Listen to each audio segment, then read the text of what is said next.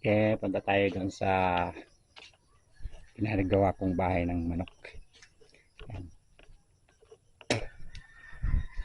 Punta tayo dito sa ginagawa kong bahay ng manok. Yan.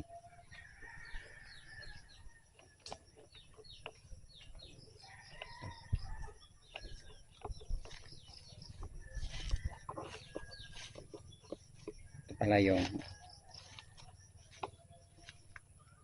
pangbubong ko. Yan yung mga pangbubong. Kasi ko yung ginagawa kong bahay ng manok. Ito naman yung kambing ko. Si Negrita. Dito. Yan. Ginagawa kong bahay ng manok. Yan.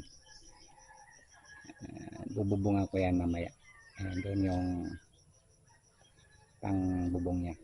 Yung tawag ng sulirap. Sulirap. Yan.